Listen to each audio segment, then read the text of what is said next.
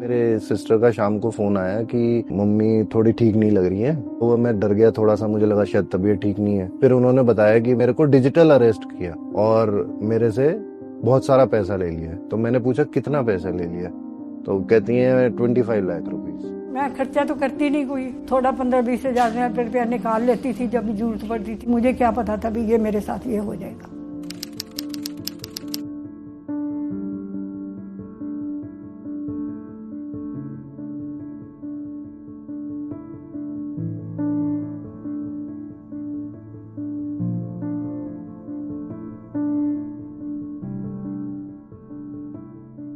मेरे को ना मोबाइल पे फोन आया, उन्होंने कहा ये आपका नंबर काट देंगे हम। मैं कहा क्यों काट रहे हैं मेरा नंबर? तो कहते ऐसे है, अभी आपका जो ना आधार कार्ड की कॉपी किसी ने मिस यूज कर ली है। अपना उसने आईडी भी दिया, मेरा नाम विजय शर्मा है या कुछ है, मेरा ये आईडी है। तो आपका ना बॉम्बे पुलिस से ना आप बात करें। वो कर मैं कैसे बात करूं? मैं तो बात कर, मैं मुझे क्या पता क्या करना है तो क्या नहीं करना। मैंने कहा भी मेरा आधार कार्ड कैसे कोई यूज कर सकता है, बॉम्बे में कैसे पहुंच गया? मैं कि अगर उसको काट दो आप, जिसका नंबर गलत है वो उसको काटो, मेरा क्यों काटोगे आप? तो नहीं, आप पहले ना आप ऐसे करो, पहले आप ना कोई बिल्कुल जगह, हमें खाली जगह चाहिए, आप कोई होटल बुक कराओ। मैं कहा मैं होटल बुक क्यों कराऊं भाई? कि मेरी कोई एज है होटल बुक करवाने की? ना मुझे पता कैसे करते हैं क्या नहीं करते। तो मैं कहा मैं होटल नहीं बुक कराऊंगी, हमें शांति चाहिए। मैं यहाँ शांति तू बात कर।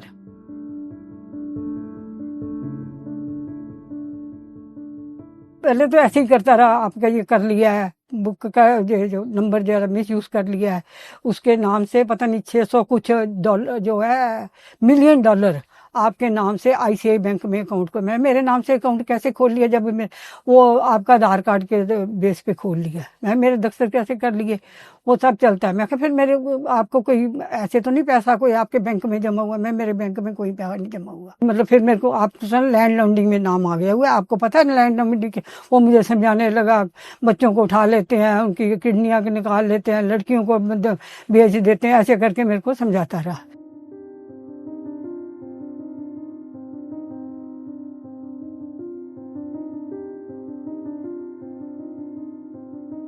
फिर मेरे को कहता है आप ना ऐसे करो, तो आपका ना हमने वेरिफिकेशन करनी है कि आपका पैसा ठीक है कि किसी और को तो नहीं जमा हुआ। उसने मेरे को जो आरबीआई की कॉपी भेजी है ना, उसने लिखा था 96% जो है ना आपको पहले बुक कराना जमा कराना पड़ेगा। उस हिसाब से कहा। तो कितना पैसा हुआ? 25 लाख का। हाई कोर्ट में जहाँ जो हमारे बैंक है यूको बैंक में, आप जाओ, आप वहां पे जाके, तो मैंने समझा ये वहां पे जाके मेरा अकाउंट चेक करेंगे कोई ना कोई आके, या कैसे है। वहां पे जाओ तो जाके करो। वो कोई दिमाग ऐसा हुआ कि मेरे जैसे कोई भगवान मेरे को कहता है कि हाँ भी तेरा गलत हो रहा है। 2-3-4 बार मैं चेक भी गलत किए, चेक वापस भी आए, फिर मैंने कर जाके 2 बार जाके वहां जमा करा दिए।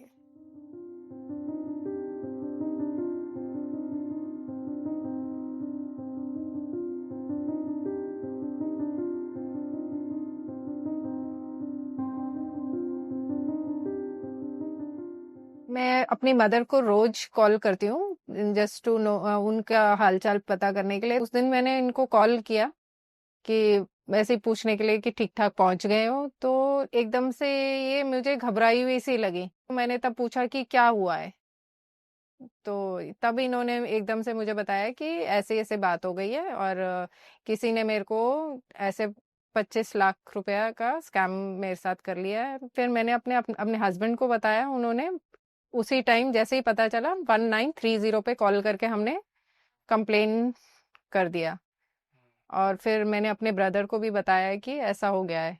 ये अमाउंट उनके लिए एक बहुत मेजर वो चीज़ थी कि उनको बैकबोन था उनके लिए, कि भाई उनको लगता था कि कल को मेरे को कुछ भी प्रॉब्लम आएगी तो मेरे लिए ये पैसा बचा के गए हैं मेरे हस्बैंड। कोविड के टाइम में माय फादर डाइड, और मेरे फादर ने जितना भी कमाया था उसकी सारी सेविंग यही थी जो उनके लिए, मेरी मदर के लिए वो छोड़ के गए थे।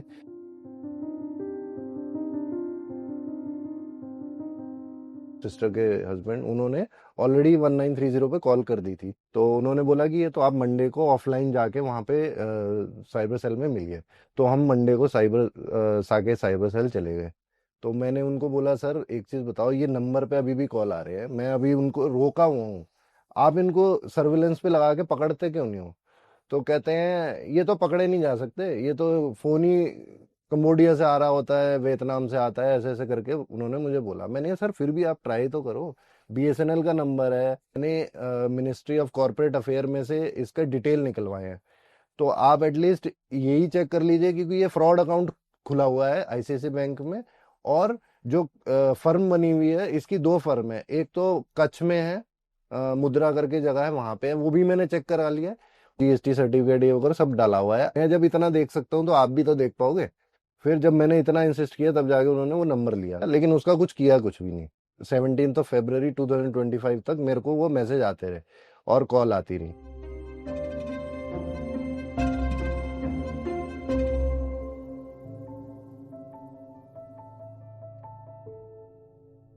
मैं तो यही कहना चाहती हूँ कि जल्दी से जल्दी बंदे को ढूंढें और मेरे को पैसे थोड़े जितने भी मिल सकते हैं ज़्यादा से ज़्यादा दें, तो कम से कम मैं अपनी हेल्थ पे तो यूज़ कर सकूं। फिर कभी आजकल इतने हॉस्पिटल में इतने खर्चे होते हैं, मैं बच्चों पे कहाँ डिपेंड रहूँगी।